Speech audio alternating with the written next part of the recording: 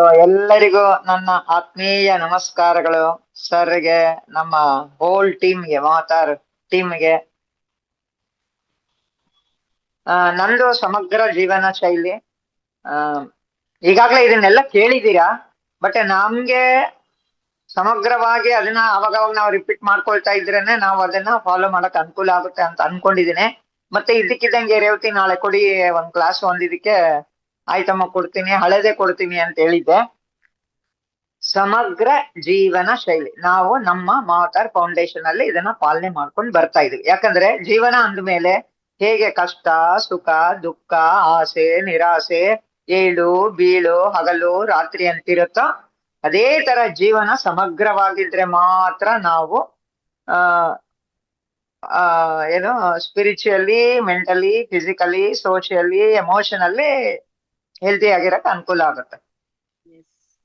ಈಗ ನಾವು ಬೆಳಗ್ಗೆ ಎದ್ದ ತಕ್ಷಣ ನಮ್ಮ ಹೆಣ್ಣು ಮಕ್ಕಳಿಗೆ ಶುರುವಾಗ್ತದೆ, ಅಯ್ಯೋ ಏನಪ್ಪಾ ಟಿಫನ್ ಮಾಡೋದು, ಏನ್ ತರಕಾರಿ ಆಯ್ತೋ ಇಲ್ವೋ, ಯಾರ್ ತಂದ್ ಕೊಡೋದು, ಮಗನ್ ಕಳ್ಸೋದೋ ಗಂಡನ್ ಕಳ್ಸೋದೋ ನಾನೇ ಹೋಗೋದೋ, ಇದೇ ಚಿಂತೆ. ಮೂರೊತ್ತು ಏನ್ ಮಾಡೋದು ಇದನ್ ಮಾಡಿ ಮಾಡಿ ಮಾಡಿನೇ ನಾವು ಬರೀ ಕುಟುಂಬಕ್ಕೋಸ್ಕರ ಸವಿಸ್ತಾ ಇದೀವಿ. ಅದು ಒಂಥರ ಒಳ್ಳೇದೆ, ಪ್ರೀತಿ ಪ್ರೇಮ ಬಾಂಧವ್ಯ ಎಲ್ಲ ಇರ್ತದೆ, ಅವರು ನಮ್ಮವ್ರೆ ಅನ್ಕೊಂಡು ನಾವು ಮಾಡ್ತೀವಿ.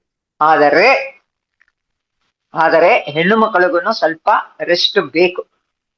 ಈಗ ನಮ್ಮ ಸಮಗ್ರ ಜೀವನ ಶೈಲಿ ಅಂತ ಹೇಳಿದಾಗ, ನಾವು ರುಚಿ ರುಚಿಯಾಗಿ ಮಾಡೋಣ, ಮಗ ಚೆನ್ನಾಗಿ ತಿನ್ಲಿ, ಸೊಸೆ ಮೊಮ್ಮಕ್ಕಳು ಗಂಡ ಯಾರಿದ್ದಾರೆ ಯಾರಾದ್ರೂ ಬಂದ್ರೆ ಇನ್ನೂ ಸ್ವಲ್ಪ ಅತಿ ಆಸೆ, ನಾವು ಮಾಡಿದೀನ ಅವ್ರ ಬೇಷ್ ಅನ್ಬೇಕು, ಚೆನ್ನಾಗಿ ಮಾಡಿದೀರಾ ಅಂತ ಹೊಗಳ್ಬೇಕು, ಚೆನ್ನಾಗಿತ್ತು ಅಂತ ತಗೊಳ್ಬೇಕು, ನಮಗ್ ಬಂದವ್ರಿಗೆ ಚೆನ್ನಾಗಿ ರುಚಿ ರುಚಿಯಾಗಿ ಹೊಟ್ಟೆ ತುಂಬಾ ಬಡ್ಸೋಣ, ಚೆನ್ನಾಗಿ ತಿನ್ಲಿ ಅನ್ನೋದು ಒಂದು ಆಸೆ ಇರ್ತದೆ. ಸೊ ಏನು ಸಾಮಾನ್ಯವಾಗಿ ಈಗ ನೀವು ನೋಡೋಂಗೆ ಯಶೋಧ ಮೇಡಮ್ ಅವ್ರು ಹೇಳ್ದಂಗೆ ಈಗೇನು ಎಲ್ಲ ಹೋಟ್ಲ್ ಆರ್ಡರ್ ಆಗ್ಬಿಡ್ತದೆ. ಇವ್ರು ಬರ್ತಾರೆ ಅಂದ್ರೆ ಅಯ್ಯೋ ಇಷ್ಟ್ ಜನಕ್ ಮಾಡ್ಬೇಕೇನಪ್ಪಾ, ಬರ್ತಾರೆ ಬಿಡಪ್ಪ ಹೋಟ್ಲಲ್ಲಿ ಆರ್ಡರ್ ಮಾಡ್ಬಿಡಾನ ಅನ್ಬಿಟ್ಟು ಪಿಜ್ಜಾ, ಬರ್ಗರು, ನೂಡಲ್ಸ್, ಏನೇನೋ ವೆರೈಟಿಗಳು. ಬಿಡಿ, ಈಗಿನವ್ರಿಗೆ ಗೊತ್ತಿರ್ತದೆ. ಯಶೋಧ ಮೇಡಮ್ ನಮ್ಮಂತವ್ರಿಗೆ, ಆ ಏಜ್ ಅವ್ರಿಗೆ ಇನ್ನೂ ಸ್ವಲ್ಪ ನಾವು ಹಳೆ ಕಾಲದಲ್ಲಿ ಇದೀವಿ. ಮುಂದಿನ ಜೀವನ, ಮುಂದಿನ ತಲೆಮಾರುಗಳನ್ನು ನಾವು ಅದೇ ತರ ಕರ್ಕೊಂಡೋದ್ರೆ ನಿಜವಾಗ್ಲೂ ಅದು ಅವರ ತಲೆಯಲ್ಲಿ ಬೇರೂರುತ್ತೆ, ಅದು ಒಳ್ಳೇದೆ. ಈಗ ನಾವು ಏನು ಪ್ರತಿದಿನ ತಿನ್ಬೇಕು ಅಂದ್ರೆ ಮಿಲ್ಲೆಟ್ಸ್, ಈಗ ಎಲ್ಲ ಕಡೆಗೂ ಸಿಗುತ್ತೆ ಮಿಲ್ಲೆಟ್ಸ್. ಹೋಗಿ ತರ್ಬೇಕು ಅಂತಾನೆ ಇಲ್ಲ, ಆನ್ಲೈನ್ ಅಲ್ಲೂ ಸಿಗ್ತದೆ. ಈಗ ಸಿರಿಧಾನ್ಯಗಳು, ಜವೆ ಗೋಧಿ, ನಾರ್ಮಲ್ ಗೋಧಿಯಲ್ಲಿ ಗ್ಲುಟೇನ್ ಅಂತ ಇರ್ತದೆ, ಅದು ಅಷ್ಟು ಒಳ್ಳೇದಲ್ಲ. ಜವೆ ಗೋಧಿ ಸ್ವಲ್ಪ ಕಾಸ್ಟ್ಲಿ ಆಗ್ಬೋದು, ಏನೇ ಆಗ್ಲಿ ಇವೆಲ್ಲ ಸ್ವಲ್ಪ ಕಾಸ್ಟ್ಲಿನೇ. ಏನೋ ಮಿಲ್ಲೆಟ್ಸ್ ಇರ್ಬೋದು, ಜವೆ ಗೋಧಿ ಇರ್ಬೋದು, ತಾಟಿ ಬೆಲ್ಲ ಇರ್ಬೋದು, ಇವೆಲ್ಲ. ಆದರೆ ನಾವು ನಮ್ಮ ರೈಸ್ ಏನಿದೆ, ವೈಟ್ ರೈಸ್ ನಾವೇನ್ ತಿಂತೀವಿ, ಎಷ್ಟು ತಿಂದ್ರೂ ಹೋಗಲ್ಲ ಒಳಕ್ಕೆ, ಎಷ್ಟು ತಿಂದ್ರೂ ಸಾಲಲ್ಲ. ಆದ್ರೆ ಈ ಮಿಲ್ಲೆಟ್ಸ್ ಇರ್ಬೋದು, ಸ್ವಲ್ಪ ತಿಂದ್ರೇನೆ ಹೊಟ್ಟೆ ತುಂಬ್ದಂಗಾಗುತ್ತೆ. ಸೊ ಆದ ಕಾರಣ ಸ್ವಲ್ಪ ಹೆಚ್ಚಿನ ಬೆಲೆ ಆದ್ರೂ ಇವುಗಳನ್ನ ನಾವು ತಿನ್ನೋದ್ರಿಂದ ಒಳ್ಳೇದು. ಯಾವುದು ಸಿರಿಧಾನ್ಯಗಳಿರ್ಬೋದು, ಜವೆ ಗೋಧಿ, ಅನ್ಪಾಲಿಶ್ಡ್ ರೈಸ್, ಪಾಲಿಶ್ ಇಲ್ದೇ ಇರೋ ಬ್ರೌನ್ ರೈಸ್ ಇರ್ಬೋದು, ರೆಡ್ ರೈಸ್ ಇರ್ಬೋದು, ಇಂಥವನ್ನ ತಿಂದ್ರೆ ಒಳ್ಳೇದು. ಯಾಕಂದ್ರೆ ಅದರಲ್ಲಿ ವೈಟಮಿನ್ಸ್ ಇರ್ಬೋದು ಅಥವಾ ನಾರಿನಾಂಶ ಇರ್ಬೋದು, ಇವೆಲ್ಲ ಹಾಗೆ ಉಳ್ಕೊಂಡಿರ್ತದೆ. ಸೊ ಆ ಕಾರಣದಿಂದ ಇಂಥ ಧಾನ್ಯಗಳನ್ನು ಉಪಯೋಗಿಸಿದ್ರೆ ಒಳ್ಳೇದು. ಆಮೇಲೆ ಹಾಲು, ಈಗ ನಾವೇನ್ ನಂದಿನಿ ಇರ್ಬೋದು, ಡೈರಿ ಹಾಲು ಇರ್ಬೋದು, ಎಲ್ಲಾ ತರದ್ದು ಮಿಕ್ಸ್ ಆಗಿರ್ತದೆ. ನಾಟಿ ಹಸು ಇರ್ಬೋದು, ಸೀಮೆ ಹಸು ಇರ್ಬೋದು, ಏನೋ ಎಲ್ಲಾ ರೀತಿಯ ಹಸು ಹಾಲು, ಎಮ್ಮೆ ಹಾಲು ಎಲ್ಲಾ ಮಿಕ್ಸ್ ಮಾಡಿರ್ತಾರೆ. ಆದರೆ ದೇಸಿ ಹಾಲು ಕರೆದಿದ್ದು, ಪಾಕೆಟ್ ಹಾಲಿಗೆನ ಅಲ್ಲೇ ಕರೆದ ಹಾಲನ್ನ ನಾವು ಉಪಯೋಗಿಸಿದರೆ ಉತ್ತಮ. ಅದರೊಳಗೂ ಏನ್ ಹೇಳ್ತಾರೆ ಅಂದ್ರೆ, ಸಾಮಾನ್ಯವಾಗಿ ಈಗ 3 ವರ್ಷ 4 ವರ್ಷಕ್ಕೆ ಮಕ್ಕಳಿಗೆ ಹಾಲು ಸಾಕು, ಅವ್ರು ಬೆಳೆಯುವಾಗ ಹಾಲು ಸಾಕು. ತದನಂತರ ಹಾಲಿನ ಅವಶ್ಯಕತೆ ಇಲ್ಲ. ಎಸ್ಪೆಷಲಿ ದೊಡ್ಡವ್ರಿಗೆ ಹಾಲಿನ ಅವಶ್ಯಕತೆನೇ ಇಲ್ಲ ಅಂತ ಹೇಳ್ತಾರೆ. ಇನ್ನ ತುಪ್ಪನೂ ಅಷ್ಟೇ, ಏನು ಈ ದೇಸಿ ಹಾಲಿಂದ ತಯಾರಿರೋ ತುಪ್ಪ ನಾವೇನ್ ಅನ್ಕೊಳ್ತಿದ್ವಿ ಮೊದ್ಲು, ನನಗೆ ದಯವಿಟ್ಟು ಒಂದು 3 ನಿಮಿಷ ಇರೋ ಹಂಗೆ ನನ್ನ ವಾರ್ನ್ ಮಾಡ್ಬೇಕು ಟೈಮ್. ಯಾಕಂದ್ರೆ ಇದು ತುಂಬಾ ಉದ್ದ ಇದೆ, ನಾನು ಇದು ಮಿನಿಮೈಸ್ ಮಾಡ್ಕೊಂಡು ಹೇಳ್ತಾ ಹೋಗ್ತೇನೆ, ಸ್ವಲ್ಪ ಸ್ಪೀಡ್ ಆಗೋ ಹೇಳ್ತೇನೆ. ಈ ತುಪ್ಪ ನಾವೇನ್ ಅನ್ಕೊಳ್ತೀವಿ ಅಂದ್ರೆ, ಅಯ್ಯೋ ತುಪ್ಪ ತಿನ್ಬಿಟ್ರೆ ನಮ್ಗೆ ದಪ್ಪ ಆಗ್ಬಿಡ್ತೀವಿ, ಕೊಬ್ಬು ಸೇರ್ಬಿಡ್ತದೆ, ನಾವು ಫ್ಯಾಟ್ ಆಗ್ಬಿಡ್ತೀವಿ, ಓವರ್ ವೇಟ್ ಆಗ್ತೀವಿ. ಇಲ್ಲ, ಖಂಡಿತ ಇಲ್ಲ. ತುಪ್ಪ ದೇಹಕ್ಕೆ ಬೇಕಾಗಿರುವಂತ ಒಂದು ಕೊಬ್ಬಿನ ಅಂಶ, ಇದು ಬೇಕೇ ಬೇಕು ನಮಗೆ. ಆದ ಕಾರಣ ತುಪ್ಪನ ನಾವು ಅನ್ನದ ಮೇಲೆ, ಬಿಸಿಯಾಗಿರೋ ಊಟದ ಮೇಲೆ ಹಾಕೊಂಡು ತಿಂದ್ರೆ ಇದು ನಮಗೆ ದೇಹದಲ್ಲಿ ಸರಾಗವಾಗಿ ಏನು ನಾವು ತಿಂದ ಆಹಾರ ಸರಾಗವಾಗಿ ಹರಿಯಲು ಜೀರ್ಣ ಆದ್ಮೇಲೆ ಅದು ಇವನ್ ಇದು ಕಾನ್ಸ್ಟಿಪೇಷನ್ಗೂ ಒಳ್ಳೇದು ತುಪ್ಪ. ಆಮೇಲೆ ನಮ್ಗೆ ಕಟ ಕಟ ಕಟ ಅಂತ ಜಾಯಿಂಟ್ ಸೌಂಡ್ ಬರ್ತದೆ, ಏನು ಇದು ಆ ಮೂಳೆಗಳು ಜಾಯಿಂಟ್ಗಳು ಅಂದ್ರೆ ಮೂಳೆಗಳು ಸೇರುವಂತ ಭಾಗದಲ್ಲೂ ಅದು ಗ್ರೀಸ್ ಆಗಿ ಇರ್ಬೇಕು ಅಂದ್ರೆ ಈ ತುಪ್ಪದ ಅವಶ್ಯಕತೆ ನಮ್ಮ ದೇಹಕ್ಕೆ ಇದೆ. ಇನ್ನ ನಮ್ಗೆ ಕ್ಯಾಲ್ಸಿಯಂ ಅಂದ್ರೆ ಈಗ ಏನ್ ಮಾಡ್ತಾರೆ ಅಂದ್ರೆ ನಿಮ್ಗೆಲ್ಲ ಗೊತ್ತಿದೆ, ಗರ್ಭಿಣಿಯಾದಾಗ ಬೆಳೆಯುವ ಮಗುಗೆ ಹೆಚ್ಚಾಗಿ ಕ್ಯಾಲ್ಸಿಯಂ ಸಿಗ್ಲಿ, ನಾವು ಗರ್ಭಿಣಿ ತಿನ್ನೋ ಆಹಾರ ಸಾಲದು ಮಗುಗೆ ಒಬ್ಬರಿಗೆ ಅಲ್ಲ 2 ಜೀವ ಅಂತ ಹೇಳ್ಬಿಟ್ಟು ಕ್ಯಾಲ್ಸಿಯಂ ಅಲೋಪತಿ ಮೆಡಿಸಿನ್ ಡಾಕ್ಟರ್ಗೆ ಹೋದಾಗ ಗೈನಕಾಲಜಿಸ್ಟ್ ಅವ್ರ ಹತ್ರ ಹೋದಾಗ ಹೇಳ್ತಾರೆ. ನಾವು ಅದಕ್ಕೆ ಬದಲಿಗೆ ಅದು ಅವಶ್ಯಕತೆ ಇದೆ, ನಾವು ಮನೆಗಳಲ್ಲೇ ಮನೆ ಮಕ್ಕಳಿರ್ಬೋದು ಮನೆಯವರಿಗೆಲ್ಲ ಎಳ್ಳುಂಡೆ ಮಾಡಿ ಇಟ್ಬಿಟ್ರೆ, ಅಥವಾ ನಾವೇನ್ ಚಿಕ್ಕಿ ಅಂತೀವಲ್ಲ ಬೆಲ್ಲ ಕಡಲೆಕಾಯಿ ಬೀಜ ಅದಕ್ಕೆ ಸ್ವಲ್ಪ ಎಳ್ಳು ಸೇರಿಸಿ ಮಾಡಿದ್ರೆ ಅದನ್ನ ಮಕ್ಕಳು ಹೋಗ್ತಾ ಬರ್ತಾ ತಿಂತಾರೆ. ಸಕ್ಕರೆ ಇರಲ್ಲ ಅದ್ರೊಳಗೆ, ಬೆಲ್ಲ ಇರ್ತದೆ, ಎಳ್ಳು ಇರ್ತದೆ, ಕಡಲೆಕಾಯಿ ಬೀಜ ಪ್ರೋಟೀನ್ ತುಂಬಿರ್ತದೆ. ಮತ್ತೆ ಈ ರೀತಿಯ ಒಂದು ಡ್ರೈ ಫ್ರೂಟ್ಸ್ ಉಂಡೆಗಳಿರ್ಬೋದು, ಈ ತರ ಮಾಡಿಟ್ರೆ ನಾವು ಹೊರಗಡೆ ಆಹಾರದಿಂದ ತಪ್ಪಿಸ್ಬೋದು. ಹೊರಗಡೆ ಆಹಾರ ಅಂದ್ರೆ ಟಿನ್ನಲ್ಲಿ ಬರ್ತದೆ, ಏನೇನ್ ಹಾಕಿರ್ತಾರ ಗೊತ್ತಿಲ್ಲ, ಎಂತ ಗ್ರೇಡ್ ಆಹಾರ ಹಾಕಿರ್ತಾರ ಅಂತ ಗೊತ್ತಿಲ್ಲ, ಎಷ್ಟು ತಿಂಗಳು ಅಂತ ಆಗಿರ್ತದೆ ಗೊತ್ತಿಲ್ಲ. ಒಳಗಡೆ ಈಗ ಒಂದೊಂದ್ಸಾರಿ ಬಾಕ್ಸ್ ಎಲ್ಲ ನೋಡಿರ್ತೀವಿ ನಾವು, ಈ ಬಾಟ್ಲ್ ತೆಗೆದಾಗ ಅದ್ರ ಒಳಗಡೆ ತಳದಲ್ಲಿ ಸೆಡಿಮೆಂಟ್ಸ್ ಇರೋದು ಇವೆಲ್ಲ ಇರ್ತದೆ. ಆದ ಕಾರಣ ಮನೆಯಲ್ಲೇ ರುಚಿಯಾಗಿ ಶುಚಿಯಾಗಿ ಮಾಡಿರುವಂತ ತಿನಿಸುಗಳನ್ನ ಮಕ್ಕಳಿಗೆ ಅಥವಾ ಮನೆಯವರಿಗೆ ಕೊಡೋದು ಒಳ್ಳೇದು. ಇನ್ನು ನಾವು ಪ್ರೋಟೀನ್ ಮಿಕ್ಸು, ಪ್ರೋಟೀನ್ ಪೌಡರು ಇವೆಲ್ಲ ಸೇವಿಸೋದ್ರಿಂದ ನಾವು ಮೊಳಕೆ ಕಾಳು ದಿನ ಹೆಸರು ಮೊಳಕೆ ಕಾಳು ಕಟ್ಟಬಹುದು, ಕಡಲೆದು ಕಟ್ಟಬಹುದು, ಕಡಲೆಕಾಯಿ ಬೀಜದು ಕಟ್ಟಬಹುದು. ನಾವು ನೆನೆಸಿ ಮೊಳಕೆಯನ್ನು ಕಟ್ಟುವುದರಿಂದ ಇದರಲ್ಲಿ ಬೇಕಾದಷ್ಟು ಪ್ರೋಟೀನ್ ಅಂಶ ಇರ್ತದೆ. ಮತ್ತೆ ತಿನ್ನಕ್ಕೂ ಅಷ್ಟೇ, ಅದ್ರ ಜೊತೆಗೆ ಬೇರೆ ಈರುಳ್ಳಿ ಇರ್ಬೋದು, ಕ್ಯಾರೆಟ್, ಬೀಟ್ರೂಟ್, ನೌಕೋಲು, ಕೊತ್ತಂಬರಿ ಸೊಪ್ಪು ಎಲ್ಲ ಮಿಕ್ಸ್ ಮಾಡ್ಕೊಂಡು ತಿನ್ನೋದ್ರಿಂದ ರುಚಿಯಾಗಿಯೂ ಇರ್ತದೆ, ಸಲಾಡ್ ರೂಪದಲ್ಲಿ ಇರ್ತದೆ. ಮತ್ತೆ ಪ್ರೋಟೀನ್ ಅಂಶ ಅಲ್ದಿರ ಬೇರೆ ವೈಟಮಿನ್ಸ್ ಇವು ಅದರಲ್ಲಿ ತುಂಬಿರುವಂತದ್ದು ಇರ್ತದೆ. ಇನ್ನು ಪಿಕಲ್ಸ್ ಇರ್ಬೋದು, ಪಿಕಲ್ಸ್ ಚಟ್ನೀಸ್ ಅಷ್ಟೇ, ಇವೆಲ್ಲ ಏನೋ ರಾ ಟೈಪ್, ಅದು ಅವಾಗ ನಾವು ಸೇವಿಸೋದು ಇದನ್ನು ಸಹ ಒಳ್ಳೇದು. ಇನ್ನು ಉಪ್ಪು ಯಾವುದು, ಇವಾಗ ಬೇಕಾದಷ್ಟು ರೀತಿಯ ಉಪ್ಪು ಬ್ರಾಂಡ್ಗಳು ಬಂದಿದೆ. ಆದರೆ ಒಳ್ಳೆಯ ಉಪ್ಪು ಅಂದ್ರೆ ಸಮುದ್ರದ ಉಪ್ಪು, ಕಲ್ಲುಪ್ಪು, ಮತ್ತು ಅವಾಗವಾಗ ಬ್ಲಾಕ್ ಸಾಲ್ಟ್ ಅನ್ನು ಉಪಯೋಗಿಸಬಹುದು, ಸೈಂಧವ ಲವಣ, ಇಂಥ ಉಪ್ಪುಗಳನ್ನು ಉಪಯೋಗಿಸೋದ್ರಿಂದ ಒಳ್ಳೆ ಅನುಕೂಲ ಇದೆ. ಯಾವುದು ತಿನ್ಬಾರ್ದು ನಾವು, white rice, polished white rice, ಏನೂ ಇರಲ್ಲ, ಬರೀ ಕಾರ್ಬೋಹೈಡ್ರೇಟ್. ಈ ಕಾರ್ಬೋಹೈಡ್ರೇಟ್ ನಾವು ಎಷ್ಟು ತಿಂದ್ರೂ ನಮ್ಗೆ ಸಾಲಲ್ಲ, ಮತ್ತು ಅದು ಬೇಗ ದೇಹಕ್ಕೆ ಸೇರ್ಕೊಂಡ್ ಬಿಡ್ತದೆ. ಸೊ ವೈಟ್ ರೈಸ್ ಬೇಡ. ವೀಟ್, ಇದರಲ್ಲಿ ಗ್ಲುಟೆನ್ ಇರೋದ್ರಿಂದ ಬೇಡ. ಮತ್ತೆ ವೀಟ್ ಪ್ರಾಡಕ್ಟ್ಸ್ ಎಸ್ಪೆಷಲಿ ಮೈದಾ ಬರೀ ಅಂಟಿರುತ್ತ ಹೊರತು ಅದರಲ್ಲಿ ಏನೂ ಇರಲ್ಲ, ಬಿಳಿ ಪೌಡರ್ ಅಂತಾನೆ ಹೇಳ್ಬೋದು.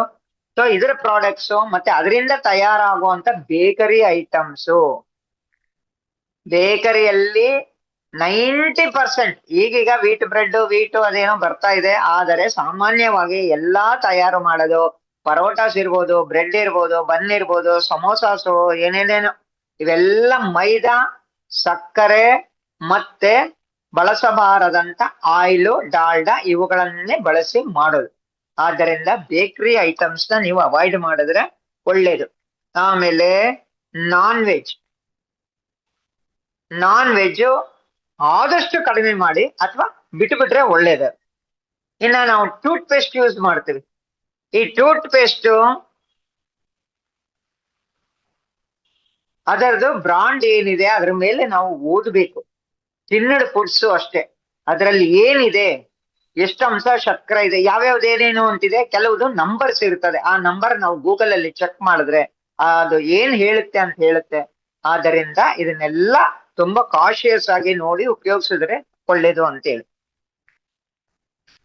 ಮನೆಗಳಲ್ಲಿ ಅಲ್ಯೂಮಿನಿಯಂ ತಟ್ಟೆ, ಅಲ್ಯೂಮಿನಿಯಂ ಪಾತ್ರೆಗಳಿದ್ರೆ ದಯವಿಟ್ಟು ತೆಗೆದು ಬಿಡಿ. ಯಾಕೆ ಅಂದರೆ ಲಾಂಗ್ ಡ್ಯೂರೇಷನ್ ಅಲ್ಲಿ ಇದನ್ನು ಉಪಯೋಗಿಸಿದ್ರೆ ಕ್ಯಾನ್ಸರ್ ಖಂಡಿತ. ಹಿಂದೆ ಜೈಲುಗಳಲ್ಲಿ ಕೊಡ್ತಾ ಇದ್ರು, ಅಂಗನವಾಡಿ ಸೆಂಟರ್ಗಳಲ್ಲೂ ಅಲ್ಯೂಮಿನಿಯಂ ತಟ್ಟೆಗಳು ಕೊಡ್ತಾ ಇದ್ರು. ನೀವು ನೋಡಿರ್ಬೋದು, ಅದರಲ್ಲಿ ಉಪ್ಪು ಖಾರ ಹುಳಿ ಬಿದ್ದಾಗ ಸ್ವಲ್ಪ ಎದ್ದು ಬರ್ತದೆ, ಅದು ಸ್ವಲ್ಪ ತಳದಿಂದ ಎದ್ದು ಬರ್ತದೆ ಅದು. ಆದ್ದರಿಂದ ಅಲ್ಯೂಮಿನಿಯಂ ಅಡಿಗೆಗೂ ಬಳಸುವುದನ್ನು ತಪ್ಪಿಸಿದರೆ ಒಳ್ಳೆಯದು. ನಾನ್ ಸ್ಟಿಕ್ ಈಗ ತುಂಬಾ ನಾನ್ ಸ್ಟಿಕ್ ಏನು ಇಲ್ಲ ಅಂತ, ಆದರೆ ನಾನ್ ಸ್ಟಿಕ್ ಯೂಸ್ ಮಾಡ್ತಾ ಮಾಡ್ತಾ ಮಾಡ್ತಾ ಅದರಲ್ಲೂ ಕೆಮಿಕಲ್ಸ್ ಎದ್ದು ಬರ್ತದೆ. ಸೊ ನಾನ್ ಸ್ಟಿಕ್ ಅನ್ನ ನೀವು ಅವಾಯ್ಡ್ ಮಾಡಿದ್ರೆ ಒಳ್ಳೇದು. ಇನ್ನ ನಾವು ನಮ್ಮ ಬಾಡಿ ಕ್ಲಾಕ್ ಹೆಂಗ್ ಕೆಲಸ ಮಾಡ್ತದೆ, ನಮ್ಮ ಶರೀರ ಒಂದು ಗಡಿಯಾರ ಇರುವ ಹಾಗೆ. ಹೇಗೆ ಕೆಲಸ ಮಾಡ್ತದೆ? ಈಗ ನಾವು ಬೆಳಗ್ಗೆ ಎದ್ದಾಗ ನಮ್ಗೆ ಗೊತ್ತು, ಬೆಳಗ್ಗೆ ಕುಡಿಯಕ್ಕೆ ಬೇಕು, ತಿನ್ನಕ್ಕೆ ಬೇಕು, ಮಧ್ಯಾಹ್ನ ಊಟಕ್ಕೆ ಬೇಕು, ಆಮೇಲೆ ಸ್ನಾಕ್ಸ್ ಬೇಕು, ರಾತ್ರಿ ಊಟ ಬೇಕು, ನೀರ್ ಬೇಕು, ನಿದ್ದೆ ಬೇಕು, ಎಲ್ಲ ಕೇಳುತ್ತದೆ ನಮ್ಮ ಬಾಡಿ. ಟಾಕ್ಸಿನ್ಸ್ ಇರ್ತದೆ, ಅದನ್ನ ಹೆಂಗ್ ಹೊರಗಡೆ ಕಳಿಸೋದು, ಇವೆಲ್ಲ ನಮ್ಮ ಬಾಡಿಯಲ್ಲಿ, ನಮ್ಮ ಶರೀರದಲ್ಲಿ ನಡೀತಾ ಇರ್ತದೆ. ಬೆಳಗ್ಗೆ ಎದ್ದ ತಕ್ಷಣ ನಾವೇನ್ ಮಾಡ್ತೀವಿ? 10 ಗಂಟೆ ಒಳಗಡೆ ಟಿಫನ್ ತಿಂದರೆ ಆಸುಪಾಸು 10 ಗಂಟೆ ಒಳಗಡೆ ಟಿಫನ್ ತಿಂದರೆ ಒಳ್ಳೇದು. 10 ಗಂಟೆಯಿಂದ 12 ಗಂಟೆ ನಮ್ಮ ಸೂರ್ಯ ಮೇಲಿಕೆಯಲ್ಲಿ ಇರ್ತಾನೆ, ಜಠರಾಗ್ನಿ ಚೆನ್ನಾಗಿ ಕೆಲಸ ಮಾಡ್ತಾ ಇರ್ತದೆ. ಅವಾಗ ಒಂದು ದೊಡ್ಡ ಪ್ಲೇಟು ಊಟ, ಏನು ಬೇಕಾದ್ರೂ ಸಲಾಡು, ಸ್ವಲ್ಪ ಅನ್ನ, ಮುದ್ದೆ, ಸಾರು, ಪಲ್ಯ, ಇಂಥವೆಲ್ಲ protein, carbohydrate, vitamins, minerals, fat, ಇಂತೆಲ್ಲ ಇರೋ ಅಂತ ತರಕಾರಿ ಇರ್ಬೋದು, ಸೊಪ್ಪಿರ್ಬೋದು, ದ್ವಿದಳ ಧಾನ್ಯ, ಏಕದಳ ಧಾನ್ಯ, ಇವೆಲ್ಲವನ್ನು ನಾವು ಮಾಡಿರುವಂತ ಒಂದು ಪ್ಲೇಟ್ ಅನ್ನ ಇಟ್ಕೊಂಡು ತಿಂದ್ರೆ ಒಳ್ಳೇದು. ಬಣ್ಣ ಬಣ್ಣದ ತರಕಾರಿ ಇರ್ಬೇಕು, ರೊಟ್ಟಿ ಇರ್ಬೋದು, ಮುದ್ದೆ ಇರ್ಬೋದು, ಪಲ್ಯಗಳು, ಈ ತರ ಎಲ್ಲ. ಯಾಕಂದ್ರೆ ಸೂರ್ಯ ಅವಾಗ ಪೀಕಲ್ಲಿ ಮೇಲೆ ಇರ್ತಾನೆ, ನಮ್ಮ ಜಠರಾಗ್ನಿ ಎಲ್ಲ ಒಳಗಡೆ ಒಳ್ಳೆ ಬಿಸಿ ಇರ್ತದೆ, ಅಗ್ನಿ ಇರ್ತದೆ, ಅಗ್ನಿ ತುಂಬಿಕೊಂಡಿರ್ತದೆ, ನಾವು ತಿಂದ ಆಹಾರ ಚೆನ್ನಾಗಿ ಜೀರ್ಣ ಆಗ್ತದೆ. ಇನ್ನು 2 ರಿಂದ 6 ಗಂಟೆ ಸಮಯ ಅವಾಗ ಸೂರ್ಯ ಮುಳುಗ್ತಾ ಬರ್ತಾನೆ. ಅವಾಗ ನಮ್ಗೇನಾಗುತ್ತೆ ಅಂದ್ರೆ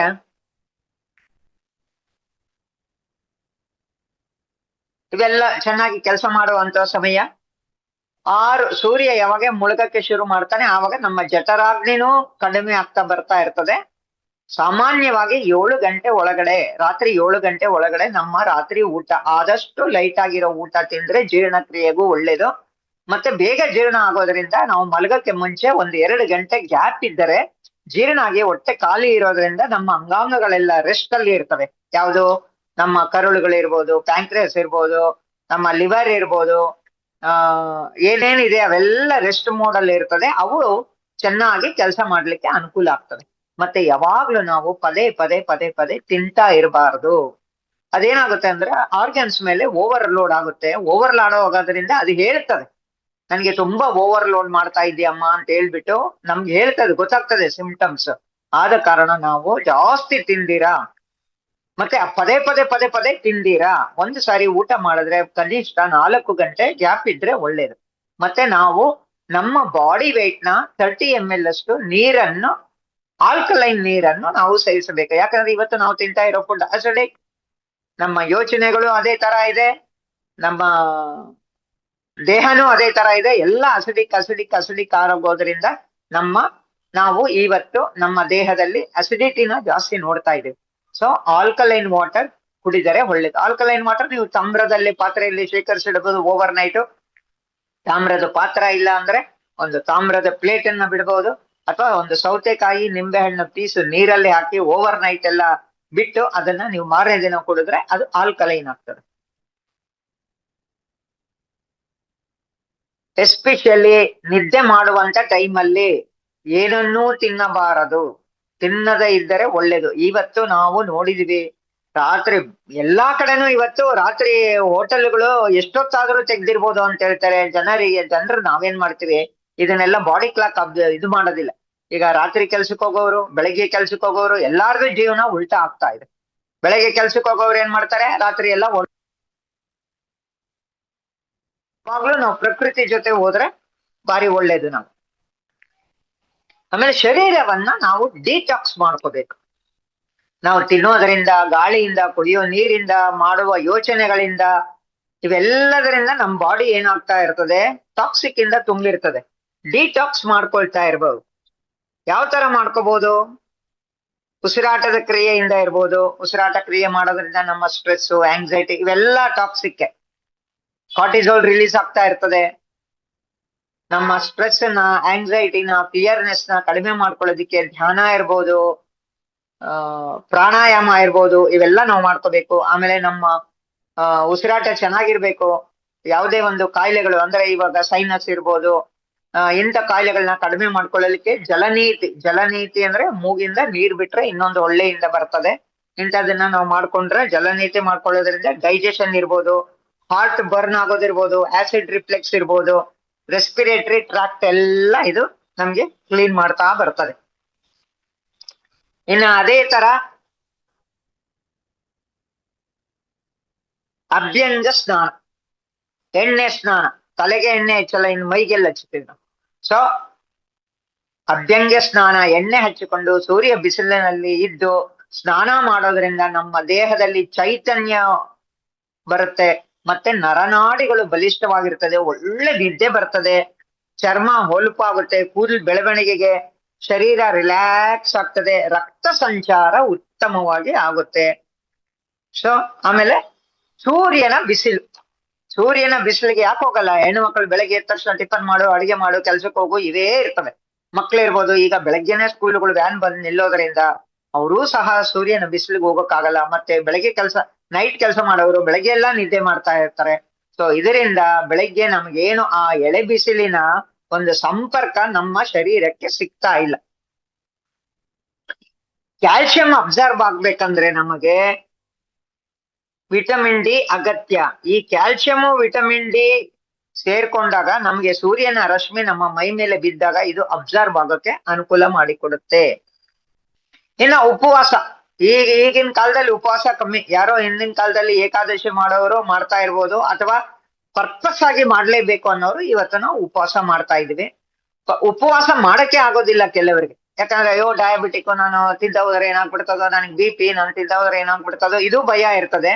ಇಂಟರ್ಮಿಟೆಂಟ್ ಫಾಸ್ಟಿಂಗ್, ಕನಿಷ್ಠ 12 ಗಂಟೆ ಆದ್ರೂ ಗ್ಯಾಪ್ ಇರ್ಬೇಕು.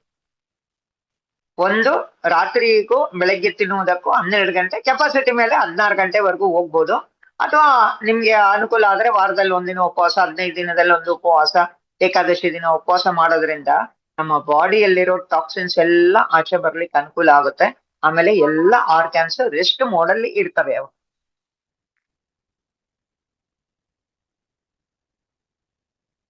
ಇವೆಲ್ಲ ಏನಾಗುತ್ತೆ ಅಂದ್ರೆ ನಮ್ಮ ವೆಯ್ಟ್ ಲಾಸ್ಗೆ, ಆಮೇಲೆ ಗಟ್ ಹೆಲ್ತ್ಗೆ, ನಮ್ಮ ಹೊಟ್ಟೆ ಹೆಲ್ತ್ಗೆ, ಹಾರ್ಟ್ ಹೆಲ್ತ್ಗೆ, ಆ ಮತ್ತೆ ಕೆಲವು ಕಾಯಿಲೆಗಳನ್ನ ತಡಿಲಿಕ್ಕೆ, ಪ್ರಿವೆನ್ಷನ್ ಬರ್ತಾ ಇರೋಂಗೆ ಮಾಡ್ಲಿಕ್ಕೆ ಈ ಒಂದು ಉಪವಾಸ ಅಗತ್ಯತೆ ಇದೆ.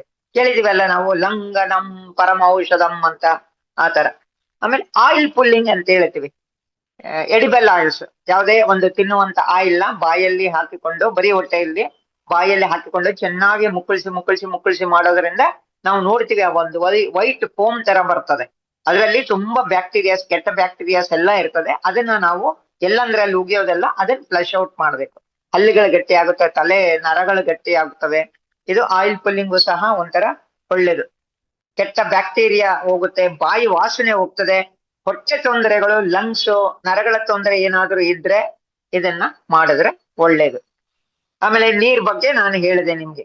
ನಿದ್ರೆ, ನಿದ್ರೆ ಮಾಡಿದರೆ ನಿಮಗೆ ಅರ್ಧ ಕಾಯಿಲೆಗಳು, ನಿಮ್ಮ ಅರ್ಧ ಟೆನ್ಷನ್, ನಿಮ್ಮ ಅರ್ಧ ಪೇನ್ ಏನಿದೆ ಶರೀರದ್ದು ಎಲ್ಲ ವಾಸಿ ಆಗುತ್ತೆ. ಏನಾದ್ರೂ ಆದ್ರೆ ಸ್ವಲ್ಪ ಹೊತ್ತು ನಾವು ಮಲಗ್ತೀವಿ. ಯಾಕೆ? ಶರೀರ ಕೇಳುತ್ತೆ. ಶರೀರ ಕೇಳಿದಾಗ ನಾವು ನಿದ್ದೆ ಕೊಡ್ಲೇಬೇಕು. ಮಕ್ಕಳಿಗಂತೂ 8 ಗಂಟೆ ನಿದ್ದೆ ಅತ್ಯವಶ್ಯಕ, ಕಂಪಲ್ಸರಿ. ವಯಸ್ಸಾಗಿರೋರು, ರಿಟೈರ್ಡ್ ಆಗಿರೋರು 6 ಗಂಟೆ ಆದ್ರೆ ಸಾಕು.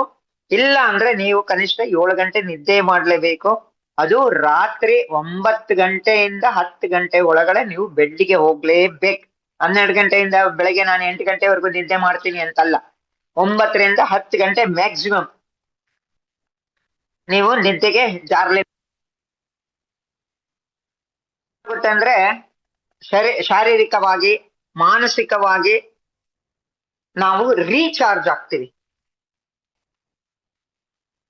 ಆಮೇಲೆ ನಿದ್ದೆ ಮಾಡೋದ್ರಿಂದ ಕಾಯಿಲೆಗಳು ಸಹ ಕಡಿಮೆ ಆಗ್ತವೆ. ಸ್ಟ್ರೆಸ್ ಇರೋದಿಲ್ಲ. ನಮ್ಮ ಮೂಡನ್ನ ಇದು ಇಂಪ್ರೂವ್ ಮಾಡ್ತದೆ. ಬೇಜಾರಾದಾಗ ಏನ್ ಮಾಡ್ತೀವಿ, ದುಃಖ ಆದಾಗ ಏನ್ ಮಾಡ್ತೀವಿ, ಅಯ್ಯೋ ಹೋಗಪ್ಪ ಅಂದ್ಬಿಟ್ಟು ಹೋಗಿ ಮಲಗ್ಬಿಡ್ತೀವಿ ನಾವು. ನೋಡಿ, ಅಬ್ಸರ್ವ್ ಮಾಡಿ ನೋಡಿ. ಪ್ರತಿರೋಧ ಶಕ್ತಿ ನಮ್ಗೆ ಇದರಲ್ಲಿ ಹೆಚ್ಚಾಗುತ್ತೆ. ಆಮೇಲೆ ಮೆಮೊರಿ ಮತ್ತೆ ಫೋಕಸ್ ಇದು ನಮ್ಗೆ ಎನ್ಹಾನ್ಸ್ ಮಾಡ್ತದೆ ನಿದ್ದೆ. ಮತ್ತೆ ಆರೋಗ್ಯಕರ ತೂಕನ ನಾವು ಮೇಂಟೈನ್ ಮಾಡಬಹುದು. ಇನ್ನ ನಾವು ಏನ್ ಎಲೆಕ್ಟ್ರಿಕಲ್ ಗ್ಯಾಡ್ಗೆಟ್ಸ್, ರಾತ್ರಿ ಎಲ್ಲ ಟಿವಿ ನೋಡೋದು, ಕ್ರಿಕೆಟ್ ಮ್ಯಾಚ್, ಫುಟ್ಬಾಲ್ ಮ್ಯಾಚ್ ಬಂದ್ರೆ ನೋಡೋದು, ಅಥವಾ ಮೊಬೈಲ್ ಇಟ್ಕೊಂಡು ಇನ್ಸ್ಟಾಗ್ರಾಮ್, ವಾಟ್ಸಪ್, ಫ್ರೆಂಡ್ಸ್ಗೆ ಫೋನ್ ಮಾಡ್ತಾ ಇರೋದು. ಎಲ್ಲ ಕೆಲಸ ಆಯ್ತು, ಕೂತ್ಕೊಂಡು ಫೋನ್ ಮಾಡೋಣ, ವಾಟ್ಸಪ್ ನೋಡೋಣ, ಇನ್ನೇನೋ ಇದೆ ನೋಡೋಣ. ಇಲ್ಲ, ಕನಿಷ್ಠ ಎಷ್ಟು ಅವಶ್ಯಕತೆ ಇದೆಯೋ ಅಷ್ಟು ಮಾತ್ರ ನಾವು ಲ್ಯಾಪ್ಟಾಪ್ ಇರ್ಬೋದು, ಟಿವಿ ಇರ್ಬೋದು, ಅಥವಾ ಫೋನ್ ಇರ್ಬೋದು, ಅವಶ್ಯಕತೆಗೆ ತಕ್ಕಂತೆ ಇದನ್ನ ಬಳಸಿದ್ರೆ ಒಳ್ಳೇದು. ಎಸ್ಪೆಷಲಿ ಮಕ್ಕಳ 2 ವರ್ಷದ ಒಳಗಿನ ಮಕ್ಕಳಿಗೆ ನಾವು ಟಿವಿನೂ ಅಷ್ಟೇ, ಮೊಬೈಲು ಅಷ್ಟೇ ಕೊಡಬಾರ್ದು. ಯಾಕೆ ಅಂದ್ರೆ ಅದು ಕಲರ್ಸ್ ಕಣ್ಣಿಗೆ ಮೂವ್ಮೆಂಟ್ ಆಗ್ತಾ ಇರ್ತದೆ. ಮಕ್ಕಳು ನಿಲ್ಸಲ್ಲ, ನೋಡ್ತಾ ಇರ್ತಾರೆ, ಒಂದೇ ಕಡೆ ಕತ್ತು ಬಗ್ಗಿಸ್ಕೊಂಡಿರ್ತಾರೆ, ನೋಡ್ತಾ ಇರ್ತಾರೆ. ತಿನ್ನಕ್ಕೆ ನಾವು ಕೊಟ್ಟು ಬಿಡ್ತೀವಿ, ಆಮೇಲೆ ಸುಮ್ನೆ ಇರಕ್ಕೆ ನಾವು ಕೊಟ್ಟು ಬಿಡ್ತೀವಿ. ಇದು ತುಂಬಾ ಡೇಂಜರ್. ಅಡಿಕ್ಟ್ ಆಗಿ ಎಷ್ಟೋ ಮಕ್ಕಳು ಅದು ಗೊತ್ತಿಲ್ಲ ಹೆಂಗೆ ಅವ್ರು ಆಡ್ತಾರೆ ಅಂದ್ರೆ ಗೊತ್ತಿಲ್ಲ. ಯಾಕಂದ್ರೆ ಬಸ್ಗಳಲ್ಲೂ ನಾವು ನೋಡಿದ್ವಿ, ನಿಮ್ಯಾನ್ಸ್ ಸೆಂಟರ್ಗಳಲ್ಲೂ ನಾವು ಇದನ್ನ ನೋಡಿದೀವಿ. ಮಕ್ಕಳಿಗೆ ಆದ ಕಾರಣ ಮಕ್ಕಳಿಗೆ ಆದಷ್ಟು ಮೊಬೈಲ್ ಬಿಟ್ಟು ಆಚೆ ಕಡೆ ಕರ್ಕೊಂಡು ಹೋಗೋದು, ಅಥವಾ ಬೇರೆ ರೀತಿ ಆಟ ಸಾಮಾನುಗಳನ್ನ ಕೊಟ್ಟು ನೀವು ಅವುಗಳನ್ನ ಎಂಗೇಜ್ ಮಾಡಿಟ್ಕೊಂಡ್ರೆ ಭಾರಿ ಒಳ್ಳೇದು. ಇನ್ನ ನಾವು ಏನು ಇದರ ಜೊತೆಗೆ ಮುದ್ರೆಗಳನ್ನ ಮಾಡೋದು, ಧ್ಯಾನ ಮಾಡೋದು, ಪ್ರಾಣಾಯಾಮ ಮಾಡೋದು. ಕನಿಷ್ಠ 1 ಗಂಟೆ ನಾವು ಯೋಗ, ಪ್ರಾಣಾಯಾಮ ಅಥವಾ ಎಕ್ಸಸೈಸು ಅಥವಾ ವಾಕಿಂಗು ಇದರಲ್ಲಿ ತೊಡಗಿಸ್ಕೊಳ್ಳೇಬೇಕು. ದೈಹಿಕವಾಗಿ ನಾವು ಸ್ವಲ್ಪ ಶ್ರಮವನ್ನು ನೀಡಲೇಬೇಕು. ವಾಕಿಂಗ್ ಮಾಡಿ, ನೇಚರ್ ಜೊತೆ ಹೋಗಿ, ಇಲ್ಲ ಯೋಗ ಮಾಡಿ, ಇಲ್ಲ ಶರೀರ ಎಷ್ಟು ಹೋಗುತ್ತೋ ಅಷ್ಟಕ್ಕೆ ಎಕ್ಸಸೈಸ್ ಮಾಡಲೇಬೇಕು. ಅದು ಬೆಳಗ್ಗೆ ಬ್ರಾಹ್ಮಿ ಮುಹೂರ್ತದಲ್ಲಿ ಖಾಲಿ ಹೊಟ್ಟೆಯಲ್ಲಿ ಮಾಡಿದ್ರೆ ಇನ್ನೂ ಅತ್ಯದ್ಭುತ ಇದು. ಜೊತೆಗೆ ಮುದ್ರೆಗಳು ಯಾಕೆ ಮಾಡ್ತೀವಿ? ಮುದ್ರೆಗಳು ನಮ್ಮ ಬೆರಳುಗಳಲ್ಲಿ ಪಂಚತತ್ವಗಳಿದೆ, ಎಲ್ಲರಿಗೂ ಗೊತ್ತಿದೆ. ಈ ಪಂಚತತ್ವಗಳನ್ನ ನಮ್ಮ ಬಾಡಿಯಲ್ಲಿರೋ ಇದಕ್ಕೆ ಅನುಕೂಲವಾಗುವಂತೆ ಇವುಗಳನ್ನ ಬಳಸೋದ್ರಿಂದ ಅವುಗಳನ್ನ ನಾವು ಮೇಂಟೈನ್ ಮಾಡಕ್ಕೆ, ಸಮವಾಗಿ ಮೇಂಟೈನ್ ಮಾಡಕ್ಕೆ. ಲಕ್ಷ್ಮೀಕಾಂತ್ ಮೇಡಮ್, ಒಂದ್ 5 ನಿಮಿಷ ತಗೊಳ್ಳಿ. ಒಂದ್ 5 ನಿಮಿಷ ತಗೊಳ್ಳಿ, ಪರವಾಗಿಲ್ಲ. ಓಕೆ. ಆಮೇಲೆ ಆಕ್ಯುಪ್ರೆಷರ್. ಈಗ ಕಾಲ್ ನೋವು ಬಂದಾಗ ಏನ್ ಮಾಡ್ತೀವಿ? ಅಯ್ಯೋ ಒತ್ತಪ್ಪ ಕಾಲ್ನ ಅಂತೀವಿ, ಅಥವಾ ತಲೆನೋವು ಇದ್ದಾಗ ನಾವೇ ಹಿಡ್ಕೊಂಡು ಹಿಂಗ್ ಅಂತೀವಿ, ಅಥವಾ ಕೈ ನೋವು ಬಂದಾಗ ನಾವೇ ಹಿಂಗ್ ಹಿಡ್ಕೊಂಡು ಒತ್ತುತ್ತಾ ಇರ್ತೀವಿ. ಯಾಕಂದ್ರೆ ನಮ್ಮ ಬಾಡಿಯಲ್ಲಿ ಅಲ್ಲಲ್ಲಿ ಪ್ರೆಷರ್ ಪಾಯಿಂಟ್ಸ್ ಇದೆ. ತಲೆ ಒತ್ತೋದ್ರಿಂದ ಅಪ್ಪ ಸ್ವಲ್ಪ ಕಡಿಮೆ ಆಯ್ತು, ಎಣ್ಣೆ ಹಾಕಿ ಒತ್ತುತ್ತಾರೆ, ಸ್ವಲ್ಪ ಕಡಿಮೆ ಆಯ್ತು. ಆಮೇಲೆ ಕಾಲುಗಳು, ದೊಡ್ಡವ್ರಿಗೆ ಕಾಲುಗಳು ಒತ್ತುತ್ತಾ ಇರ್ತಾರೆ, ನೋಡಿರ್ಬೋದು. ಎಲ್ಲಾದ್ರೂ ನಡ್ಕೊಂಡ್ ಬಂದಾಗ, ತುಂಬಾ ದೂರ ಆಯಾಸ ಆದಾಗ, ಪ್ರಯಾಣ ಮಾಡಿದಾಗ ಬಂದ ತಕ್ಷಣ ಕೂತ್ಕೊಂಡು ಒತ್ತಿಸ್ಕೊಳ್ತೀವಿ. ಸೊ ನಮ್ಮ ದೇಹದಲ್ಲಿ ಬೇಕಾದಷ್ಟು ಎನರ್ಜಿ ಪಾಯಿಂಟ್ಗಳಿದೆ. ಒತ್ತೋದ್ರಿಂದ ಅವು ರಿಲ್ಯಾಕ್ಸ್ ಆಗಿ ನಮಗೆ ಅದು ದೈಹಿಕವಾಗಿ ಮಾನಸಿಕವಾಗಿ ವಿಶ್ರಮಿಸಿಕೊಳ್ಳಲು ಅನುಕೂಲ ಮಾಡಿಕೊಡುತ್ತೆ. ಸೊ ಈ ಆಕ್ಯುಪ್ರೆಷರ್ನ ನೀವು ಕೂತ್ಕೊಂಡು, ನಿಂತ್ಕೊಂಡು, ಓಡಾಡೋವಾಗ್ಲೂ ಯಾವಾಗ ಬೇಕಂದ್ರೂ ಇದನ್ನ ನೀವು ಮಾಡ್ಕೋಬಹುದು. ಸ್ಪೆಸಿಫಿಕ್ ಆಗಿ ಇಂಥದಕ್ಕೆ ಇಂಥದೇ ಪಾಯಿಂಟ್ ಮುದ್ರೆಗಳು ಅಂತ ಇರ್ತದೆ. ಆ ತರ ಮಾಡ್ಕೊಂಡಾಗ ಇವು ನಮ್ಮ ಶರೀರಕ್ಕೆ ಮಾನಸಿಕವಾಗಿ, ಆಧ್ಯಾತ್ಮಿಕವಾಗಿಯೂ ಸಹ ನಮ್ಗೆ ಇದು ಬ್ಯಾಲೆನ್ಸ್ ಮಾಡೋದಕ್ಕೆ ಅನುಕೂಲ ಆಗುತ್ತೆ.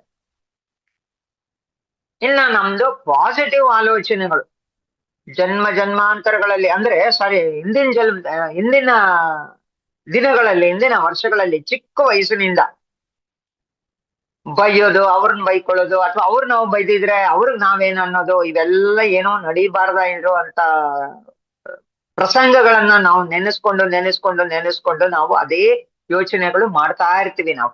ಸೊ ಇದು ಯೋಚನೆ ಮಾಡೋದ್ರಿಂದ ಪ್ರಯೋಜನ ಏನೂ ಇಲ್ಲ. Past is past. ನೀವು ಅದನ್ನೇ ರಿಪೀಟ್ ಮಾಡ್ಕೊಂಡು ಮನಸ್ಸಿನಲ್ಲಿ ಇಲ್ದಾ ಇರೋ ಹಾರ್ಮೋನ್ಸ್ಗಳನ್ನೆಲ್ಲ ರಿಲೀಸ್ ಮಾಡ್ಕೊಂಡು ನಮ್ಮ ದೇಹದ ಮೇಲೆ, ನಮ್ಮ ಮನಸ್ಸಿನ ಮೇಲೆ ನಾವೇ ಕೆಟ್ಟ ಪರಿಣಾಮಗಳನ್ನ ನಾವು ಬೀರ್ಕೊಳ್ತಾ ಇರ್ತೀವಿ. ಆದ ಕಾರಣ ಆಲೋಚನೆಗಳು ಮಾಡೋದ್ರಿಂದ ನಮ್ಗೆ ಏನಾದ್ರೂ ಪ್ರಯೋಜನ ಇದೆಯಾ ಅಂತ ನೀವು ಯೋಚನೆ ಮಾಡಿ ನೋಡಿ. ಬಿಟ್ಬಿಡ್ಬೇಕು. ಹಳೆಯದು ಪಾಸ್ಟ್ ಇಸ್ ಪಾಸ್ಟ್, ಬಾಕಲ್ ಮುಚ್ಚಿಬಿಟ್ಟಿದೆ, ಅದನ್ನ ತಿರ್ಗಾ ನೀವೇನ್ ಸರಿ ಮಾಡ್ಕೊಳಕ್ಕಾಗಲ್ಲ. ಆದ ಕಾರಣ ನೆಗೆಟಿವ್ ಆಲೋಚನೆಗಳನ್ನು ಬಿಟ್ಟು ಸದಾ ಪಾಸಿಟಿವ್ ಆಲೋಚನೆಗಳು, ಮುಂದಿನ ಜೀವನ ಏನು ಅಂತ ನೋಡು ಅಂತ ಹೇಳ್ತಾರೆ. ಹಿಂದಿಂದ ಆಗೋಗಿದೆ ಬಿಡಪ್ಪ, ಮುಂದೆ ಯೋಚನೆ ಮಾಡಪ್ಪ ಅಂತಾರೆ. ಆದ ಕಾರಣ ನಾವು ಸದಾ ಪಾಸಿಟಿವ್ ಆಲೋಚನೆಗಳಲ್ಲಿ ಇರ್ಬೇಕು. ಮತ್ತೆ ಅಫರ್ಮೇಶನ್ಸ್ ಹೇಳ್ಕೊಳ್ಳೋದು. ಅಯ್ಯೋ ನನ್ಗೆ ಹಿಂಗಾಗೋಯ್ತೆ, ನನ್ಗೆ ಆವಾಗ್ಲೇ ವಯಸ್ಸಾಗೋಗಿದೆ, ನಾಳೆ ಹೆಂಗೋ ಏನೋ, ನಡಿಲಿಕ್ಕಾಗುತ್ತೋ ಇಲ್ವೋ, ಬರಕ್ಕಾಗುತ್ತೋ ಇಲ್ವೋ, ನಾಳೆ ಯಾರಪ್ಪ, ಇವೆಲ್ಲ ಬಿಟ್ಟು ನಾನು ಚೆನ್ನಾಗಿದ್ದೀನಿ, ಆರಾಮಾಗಿದ್ದೀನಿ, ಪ್ರೆಸೆಂಟ್ ಮೋಡಲ್ಲಿ ಇರ್ರಿ ಯಾವಾಗ್ಲೂ. ಇವಾಗ ಏನ್ ನಡೀತಾ ಇದೆ, ಏನ್ ನೋಡ್ತಾ ಇದೀವಿ, ಏನ್ ಅನುಭವಿಸ್ತಾ ಇದೀವಿ, ಅದನ್ನ ಚೆನ್ನಾಗಿ ಅನುಭವಿಸೋಣ. ನಾ ಚೆನ್ನಾಗಿದ್ದೀನಿ, ನಾಳೆನೂ ಚೆನ್ನಾಗಿರ್ತೀನಿ. ಯಾಕಂದ್ರೆ ನಮ್ಮಲ್ಲಿ ನಂಬಿಕೆ, ವಿಶ್ವಾಸ, ಆತ್ಮಸ್ಥೈರ್ಯ ಇವೆಲ್ಲ ಇದ್ರೆ ಮಾತ್ರ ನಾವು ಸದಾ ಹಸನ್ಮುಖಿಯಾಗಿ ನಗನಗತ ಆರೋಗ್ಯವಾಗಿರೋದಕ್ಕೆ ಅನುಕೂಲ ಮಾಡ್ಕೊಡ್ತವೆ. ಆದ ಕಾರಣ ಯಾವಾಗ್ಲೂ ನಾವು ಪಾಸಿಟಿವ್ ಅಫರ್ಮೇಶನ್ಸ್ ನ ಹೇಳ್ಕೋಬೇಕು. ನಾವ್ ಏನ್ ಮಾಡ್ತೀವಿ ನಮ್ಮ ಫಾಲೋಯರ್ಸ್ ಮನೆಯಲ್ಲಿರೋರು ಅದನ್ನ ನೋಡಿ ಕಲಿತಾರೆ. ಆದ ಕಾರಣ ಸದಾ ಒಳ್ಳೆ ಅಫರ್ಮೇಶನ್ಸ್ ಹೇಳ್ಕೊಳ್ತಾ ಇರ್ಬೇಕು. ಒಳ್ಳೆಯವರ ಸಹವಾಸಗಳು. ಈಗ ನಾವೆಲ್ಲ ಧ್ಯಾನದಲ್ಲಿರೋದ್ರಿಂದ ನಮ್ಗೆ ಗೊತ್ತು ಎದುರುಗಡೆ ಇರೋರು ಅಥವಾ ನಾವು ಮಾತಾಡುವಾಗ ನಮ್ ಎನರ್ಜಿ ಯಾವ ತರ ಇರ್ತದೆ, ಮೇಲಕ್ಕೆ ಇರ್ತದ ಕೆಳಕ್ಕೆ ಇರ್ತದ ಅನ್ಬಿಟ್ಟು ನೀವು ಎದುರುಗಡೆ ಆದ್ರೂ ಮಾತಾಡಿ, ಮೊಬೈಲ್ ಅಲ್ಲಿ ಆದ್ರೂ ಮಾತಾಡಿ, ನಮ್ಗೆ ಗೊತ್ತಾಗ್ಬಿಡ್ತದೆ ಫ್ರೀಕ್ವೆನ್ಸಿ. ಅವ್ರು ಯಾವ ಇದ್ರಲ್ಲಿ ಮಾತಾಡ್ತಿದ್ದಾರೆ, ನಾನು ಅವ್ರ ಜೊತೆ ಜಾಸ್ತಿ ಹೊತ್ತು ಮಾತಾಡಿದ್ರೆ ನನ್ನ ಎನರ್ಜಿ ಕೆಳಗೆ ಇಳಿತದೆ. ಸೊ ನಾವು ಅಂತವ್ರನ್ನ ಅವಾಯ್ಡ್ ಮಾಡಿ ಆದಷ್ಟು ಒಳ್ಳೆಯವರ ಸಹವಾಸ ಮಾಡಿದ್ರೆ ತುಂಬಾ ಒಳ್ಳೇದಾಗುತ್ತೆ ನಮ್ಗೆ. ಇನ್ನ ಧ್ಯಾನದಲ್ಲಿ ಏನ್ ಆಗಲ್ಲ ಅನ್ನೋದು ಎಲ್ಲಾರ್ಗೂ ಗೊತ್ತಿದೆ, ಎಲ್ಲ ಆಗ್ತದೆ. ಕನಿಷ್ಠ ನಮ್ಮ ವಯಸ್ಸಿಗೆ ತಕ್ಕಂತೆ ನಾವು ಅಷ್ಟು ಸಮಯವನ್ನು ಧ್ಯಾನ ಮಾಡಲೇಬೇಕು. ಒಂದೇ ಸಾರಿ ಆದ್ರೂ ಮಾಡಿ ಅಥವಾ ಬ್ರೇಕಪ್ ಮಾಡ್ಕೊಂಡಾದ್ರೂ ಮನಸ್ಸು ರಿಲ್ಯಾಕ್ಸ್ ಆಗಿದ್ದಾಗ, ಖುಷಿಯಾಗಿದ್ದಾಗ ಆರಾಮವಾಗಿ ಕೂತು ಧ್ಯಾನ ಮಾಡೋದ್ರಿಂದ ಅನೇಕ ಲಾಭಗಳು ಇದೆ. ಸ್ವಾಧ್ಯಾಯ. ನಾವು ಒಳ್ಳೊಳ್ಳೆ ಬುಕ್ಸ್ ಓದೋದ್ರಿಂದ ಒಳ್ಳೊಳ್ಳೆ ಜ್ಞಾನ ಸಿಗ್ತದೆ. ಈಗ ನಮ್ಮ ಯಶೋಧ ಮೇಡಮ್ ಹೇಳ್ತಿದ್ರು ನುಗ್ಗೆ ಸೊಪ್ಪು ಅದ್ರಲ್ಲಿ ಏನಿದೆ ಏನಿಲ್ಲ ನಾವು ಯಾವಾಗ್ಲೂ ಓದಿದ್ದ ಕಲ್ತಿರ್ಬೋದು. ಆದ್ರೆ ಓದ್ತಾ ಕೇಳ್ತಾ ನೋಡ್ತಾ ಎಷ್ಟು ನಾವು ಜ್ಞಾನಾರ್ಜನೆ ಮಾಡ್ಕೊಳ್ತೀವಿ. ಒಳ್ಳೆ ಯೋಗಿಗಳ ಬುಕ್ ಇರ್ಬೋದು ಅಥವಾ ಒಳ್ಳೆ ಪುಸ್ತಕಗಳಿರ್ಬೋದು, ಬೇರೆ ಬೇರೆ ವಿಷಯಗಳ ಬಗ್ಗೆ ಓದಿರೋದಿರ್ಬೋದು. ಓದೋದು ಮತ್ತೆ ಅದನ್ನ ಹಂಚ್ಕೊಳ್ಳೋದು ಇದು ಒಂದು ಒಳ್ಳೆಯ ಅಭ್ಯಾಸ. ಮತ್ತೆ ಅಕ್ಸೆಪ್ಟೆನ್ಸ್, ಸಮಯ ಆಗ್ತಾ ಇದೆ, ನೆಕ್ಸ್ಟ್ ಕಂಟಿನ್ಯೂ ಮಾಡೋಣ. ಒಂದೇ ಆಗೋಯ್ತು. ಅಕ್ಸೆಪ್ಟೆನ್ಸ್, ತಾಳ್ಮೆ, ಸಮಾಧಾನ ಇರ್ಬೇಕು. ಇದು ನಾನು ಅಕ್ಸೆಪ್ಟ್ ಮಾಡಲ್ಲ ಅಲ್ಲ, ಅದನ್ನೆಲ್ಲ ನಾವು ಕೇಳ್ಕೊಂಡ್ ಬಂದಿದೆ ಅಕ್ಸೆಪ್ಟ್ ಮಾಡಿ, ಆಮೇಲೆ ಯೋಚನೆ ಮಾಡಿ ಏನ್ ಮಾಡ್ಬೇಕು ಅಂತೇಳಿ. ಇಲ್ಲ ನಾನು ಒಪ್ಪಲ್ಲ, ಇದ್ದಾನಿಗೆ ಬೇಡ, ಹಿಂಗಾಗೋಯ್ತು ಅಲ್ಲ, ನಾವೇ ಕೇಳ್ಕೊಂಡ್ ಬಂದಿದೆ ಅಕ್ಸೆಪ್ಟ್ ಮಾಡೋಣ, ತಾಳ್ಮೆಯಿಂದ ಇರೋಣ, ಸಮಾಧಾನದಿಂದ ಇರೋಣ, ಯೋಚನೆ ಮಾಡೋಣ, ಮುಂದುವರಿಯೋಣ. ಸೊ ಇಂಥದನ್ನೆಲ್ಲ ನಾವು ಜೀವನದಲ್ಲಿ ಅಳವಡಿಸ್ಕೊಂಡಾಗ ಒಳ್ಳೆ ಚೇಂಜಸ್ ನ ನಮ್ ಜೀವನದಲ್ಲಿ ಕಾಣಬಹುದು. ನಮ್ಮನ್ನ ಅಬ್ಸರ್ವ್ ಮಾಡುವಂತವ್ರು ಸಹ ನಮ್ ಬದಲಾವಣೆಗಳು ನೋಡ್ಕೊಂಡು ತಿಳ್ಕೊಳ್ತಾರೆ, ಅವರು ಸಹ ಫಾಲೋ ಮಾಡ್ತಾರೆ ಅಂತ ಹೇಳ್ತಾ ನನಗೆ ಈ ಅವಕಾಶ ಮಾಡಿಕೊಟ್ಟಿದ್ದಕ್ಕಾಗಿ ನನ್ನ ಮಹತಾರ್ ಟೀಮ್ ನ ಸರ್ಗೂ ಮತ್ತು ಎಲ್ಲ ಟೀಮ್ ಮೆಂಬರ್ಸ್ಗೂ ಥ್ಯಾಂಕ್ ಯು ವಂದನೆಗಳು.